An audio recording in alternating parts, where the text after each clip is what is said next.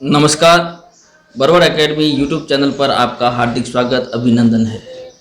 मैं श्यामलाल आपका हार्दिक स्वागत अभिनंदन करता हूं। दोस्तों, आज अनुकरण का सिद्धांत जो महान अरस्तु ने दिया है उनके दूसरा भाग है, जो पीछे छूटा हुआ भाग है, उनको लेकर मैं आया हूं।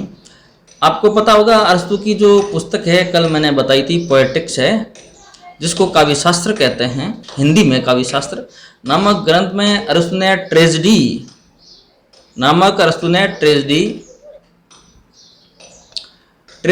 एवं भेद, काव्य का प्रयोजन आदि विषयों पर विचार प्रकट किए थे। ट्रेजेडी, यह कई बार सवाल पूछा गया है कि पोएटिक्स में क्या है, अरस्तु के पोएटिक्स में क्या है, जो हिंदी नाम है इनका काव्य शास्त्र, उसमें क्या है, ये सवाल कई बार पूछा है। तो उसमें ट्रेजेडी, भेद, काव्य का प्रयोजन आदि विषयों पर अरस्तु ने विचार प्रकट किया है। और ये भी ध्यान रखना कि अरस्तु का जो शिष्य है महान सिकंदर रह चुका है। सिकंदर महान जो मकदूनिया का शासक हुआ करता था और हिंदुस्तान में भी वो आया था 326 ईसा पूर्व, तो उनका शिष्य था। ट्रेजेडी का मतलब होता है दुखांत काव्य, एपिक का मतलब होता है महान काव्य, महाकाव्य, कॉमेडी का मतलब होता है सुखांत काव्य। ये अनुकरणात्मक काव्य है, ये आप ध्यान में रखें। ये कल भी मैंने बताया था, ट्रेजेडी दुखांत काव्य, एपिक महाकाव्य, कॉमेडी सुखांत काव्य आदि की चर्चा अनुकरणात्मक काव्य के रूप में अरस्तु ने की है। ये कल का टॉपिक है। और आज देखिए दोस्तों, अरस्तु द्वारा प्रतिपादित पाश्चात्य काव्य शास्त्र में सर्वाधिक प्रसिद्ध हुए हैं। क्या क्या प्रसिद्ध हुए हैं वो देखिए। सबसे ज्यादा प्रसिद्ध क्या हुआ अरस्तु के काव्य शास्त्र में, तो एक तो अनुकरण प्रसिद्ध हुआ, और एक विरेचन प्रसिद्ध हुआ। दोस्तों आप ध्यान में रखें, अरस्तु के दो ही विचार प्रसिद्ध हुए थे, एक अनुकरण और एक विरेचन। यह कल की कक्षा में भी हमने इसके बारे में चर्चा की है। तो ये परीक्षा में आने लायक प्रश्न है। पीजीटी में जो स्कूल व्याख्याता भर्ती परीक्षा है एवं कॉलेज लेक्चरर में ऐसे सवाल पूछे जाते हैं, थोड़े घुमा फिरा कर पूछे जाते हैं, थोड़ा ध्यान आप रखें। अनुकरण का सिद्धांत अरस्तु ने दिया। तो अनुकरण शब्द का जो अर्थ है उनके बारे में चर्चा करूं तो देखिए, मिमेसिस यूनानी और इमिटेशन अंग्रेजी, अनुकरण हिंदी। मतलब यूनानी में अनुकरण को कहते हैं मिमेसिस, और इमिटेशन अंग्रेजी में कहते हैं, अनुकरण कहते हैं हिंदी में कहते हैं। अरस्तु के अनुसार art is the imitation of nature, कला प्रकृति की अनुकरती है। बहुत अच्छा प्रश्न है, ये बहुत ही अच्छा प्रश्न है। और इसके बारे में कल हमने चर्चा की थी। अनुकरण शब्द का यूनानी में कहते हैं अनुकरण को मिमेसिस, अंग्रेजी में कहते हैं इमिटेशन, और हिंदी में कहते हैं अनुकरण। ठीक है ना। और अरस्तु के अनुसार art is the imitation of nature, कला प्रकृति की अनुकृति है। इस बात को आप जहन में उतार लें, क्योंकि सवाल अधिकतर पूछा जाता है कला प्रकृति की अनुकृति है, मानने वाले आचार्य है तो महान अरस्तु आएगा इसमें। दोस्तों ध्यान में रखें। बंद कर। आगे मैं बात करूं तो देखिए, अरस्तु से पहले उनके गुरु प्लेटो ने अनुकरणात्मक सिद्धांत का विवेचन किया था। प्लेटो अरस्तु का गुरु था, ये कल हमने चर्चा की थी। उनका खुद का एक विद्यापीठ था जहां अरस्तु ने पढ़ाई की। ठीक है ना। और उनके गुरु प्लेटो ने अनुकरण सिद्धांत का विवेचन किया था। प्लेटो ने किया था।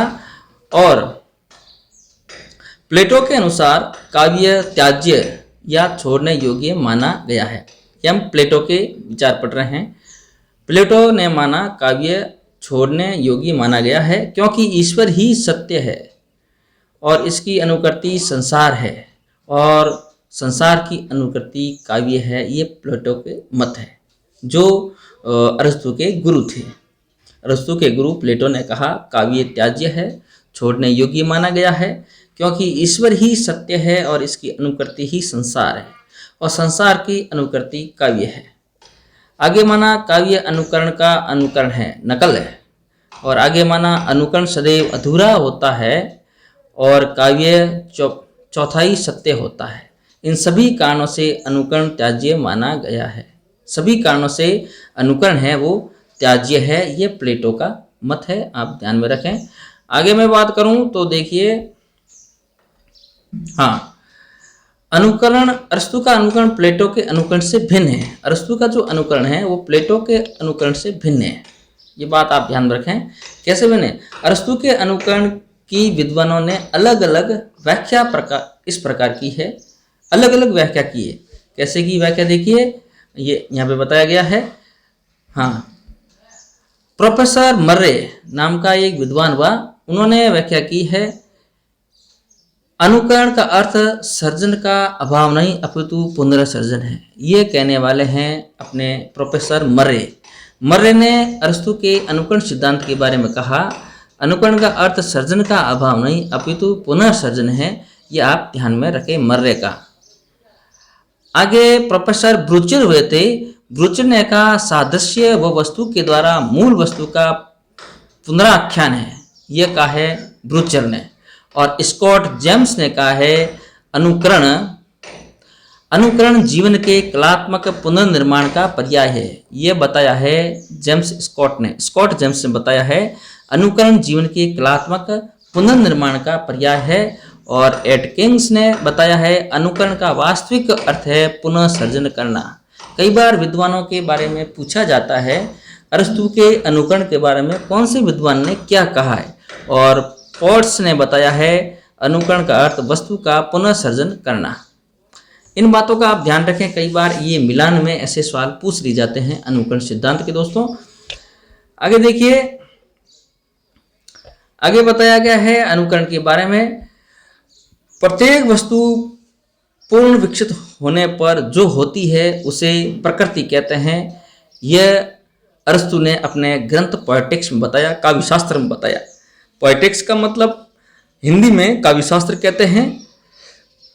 प्रत्येक वस्तु पूर्ण विकसित होने पर जो होती है उसे हम प्रकृति कहते हैं। यह अरस्तु के पोएटिक्स में लिखा गया है। अरस्तु ने खुद ने यह माना है। और कला प्रकृति की अनुकृति है, बहुत अच्छा अरस्तु ने यह पोएटिक्स में माना है। कला प्रकृति की अनुकृति है, यह पोएटिक्स में माना है, लिखा है, अरस्तु ने लिखा है। काव्य सामान्य की अभिव्यक्ति एवं इतिहास विशेष की अभिव्यक्ति है, यह भी अरस्तु ने पोएटिक्स में लिखा। ये पॉइंट कई बार परीक्षा में पूछे जाते हैं। कला प्रकृति की अनुकृति है, किस ग्रंथ में लिखा गया है? तो आपके सामने मिलते जुलते 3-4 ग्रंथ होंगे, तो आप दोस्तों ध्यान रखें पोएटिक्स। और अगर विचारक पूछे तो अरस्तु लिखें। काव्य सामान्य अभिव्यक्ति एवं इतिहास विशेष की अभिव्यक्ति है, किस ग्रंथ से संबंधित है? तो दोस्तों ध्यान रखें, पोएटिक्स में किसने लिखा? अरस्तु ने लिखा। इन बातों को आप ध्यान में रखें। आगे मैं बताऊं अरस्तु के और विचार है उनके पोएटिक्स के। तो देखिए, अरस्तु ने अनुकरण को हूबहू नकल माना है। अरस्तु ने अनुकरण को हूबहू नकल माना है। अरस्तु के अनुसार कवि वस्तुओं को उनके यथास्थिति जैसी थी वैसी रूप में वर्णित नहीं करता। अरस्तु के अनुसार कवि वस्तुओं को उनके यथास्थिति जैसी थी वैसी रूप में वर्णित नहीं करता। आप इस बात को ध्यान रखें। तथा कवि उनके तर्कपूर्ण स्वभाव रूप में वर्णित करता है। अतः अनुकरण को मात्र नकल नहीं कहा जा सकता। अनुकरण को मात्र केवल नकल ही नहीं कहा जा सकता। अनुकरण को कला की प्रतिकृति भी कहा जा सकता है। कला की प्रतिकृति कहा जा सकता है, केवल नकल नहीं कहा जा सकता, ऐसा अरस्तु मानते हैं। दोस्तों आज इतना ही। कल की कक्षा में अनुकरण सिद्धांत, जो अरस्तु का अनुकरण सिद्धांत है, वो पूरा हो जाएगा। मैं थोड़ा थोड़ा इसलिए लेके आ रहा हूँ कि आपकी ना तो कक्षा बड़ी हो और आपको आराम से समझ में आ जाए।